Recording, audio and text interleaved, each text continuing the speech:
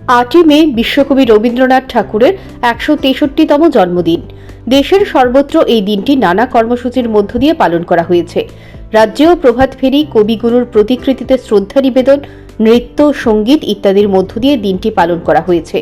তথ্য ও সংস্কৃতি দপ্তরের উদ্যোগে রাজধানীর রবীন্দ্রকাননে হয়েছে সঙ্গীতানুষ্ঠান। সেখানে কচিকাচারা সমবেত সঙ্গীত পরিবেশন করেন। অনুষ্ঠানে অতিথি হিসেবে উপস্থিত ছিলেন তথ্য ও সংস্কৃতি দপ্তরের আধিকারিক এবং বিভিন্ন সাংস্কৃতিক সংস্থার শিল্পীরা। কবিগুরু কেবলমাত্র ভারতবাসীর কাছেই বিখ্যাত ব্যক্তি নন, গোটা বিশ্বের মানুষ কবিগুরুকে জানেন এবং তার গান, কবিতা, প্রবন্ধ, উপন্যাস ইত্যাদি জানেন। রবীন্দ্রনাথের 163তম জন্মবার্ষিকী পালন করছি। এটা আমাদের দেশে বিভিন্ন জায়গায় এবং ত্রিপুরাতেও আমরা সেটা অনুষ্ঠিত করছি। আজকে এই রাজ্যের বিভিন্ন অঞ্চলে রবীন্দ্রনাথের স্মরণ করতে গিয়ে বিভিন্ন অনুষ্ঠানের আয়োজন করা হয়েছে। তথ্য সংস্কৃতি দপ্তরের পক্ষ থেকে রাজ্যের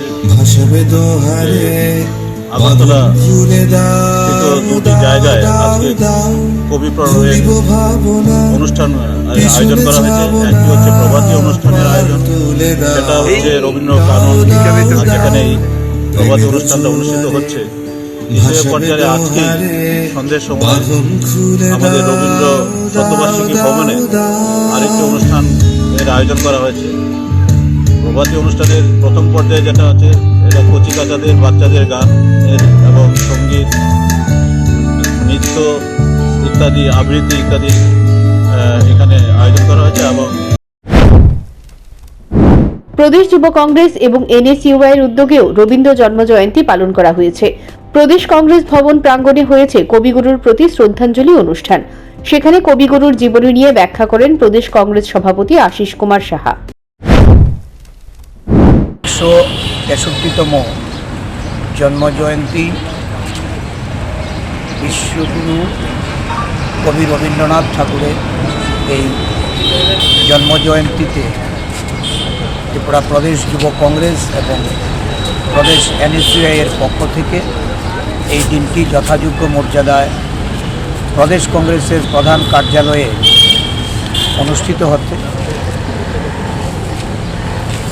পৃথিবী জুড়ে এই নোবেলজয়ী বিশ্বকবিকে আজকের দিনে সবাই শ্রদ্ধা নিবেদন করছে। আমাদের রাজ্যেও নানা কর্মসূচির মধ্য দিয়ে এই দিনটি পালিত হবে। শুধু একজন কবি হিসাবেই নয়, দেশপ্রেমিক,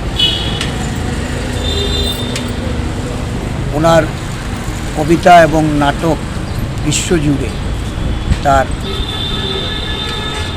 রিসার্চ হচ্ছে। নানা গবেষণালয়ে কবিগুরুর এই বিভিন্ন ওনার যে সৃজন, বিভিন্ন গদ্য, পদ্য, আবৃত্তি, গান, নাটক, এই সমস্ত বিষয়ে আজকে বিশ্ববাসীর মধ্যে এটা সমাদৃত হয়েছে। রাজধানীর মেলার মাঠে ছাত্র যুব ভবনেও SFI এবং DYFI এর উদ্যোগে রবীন্দ্র জন্মজয়ন্তী পালন করা হয়েছে। এই অনুষ্ঠানে উপস্থিত ছিলেন DYFI এর রাজ্য সভাপতি পলাশ ভৌমিক সহ 4 সংগঠনের নেতাকর্মীরা। সারা দেশ জুড়ে নানান কর্মসূচির মধ্য দিয়ে রবীন্দ্রনাথ ঠাকুরের এই জন্মদিবস পালিত হচ্ছে।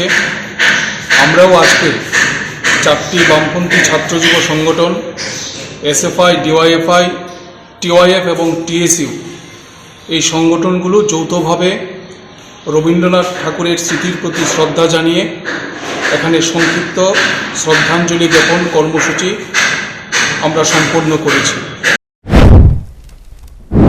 রাজ্যের প্রত্যেক মহকুমাতেই তথ্য ও সংস্কৃতি দপ্তরের উদ্যোগে রবীন্দ্রনাথ ঠাকুরের 163তম জন্মজয়ন্তী পালন করা হয়েছে। এই অনুষ্ঠানকে কেন্দ্র করে বিভিন্ন সাংস্কৃতিক সংস্থার শিল্পীদের মধ্যে ব্যাপক উৎসাহ উদ্দীপনা প্রত্যক্ষ করা যায়। Bureau report, news prime Tripura.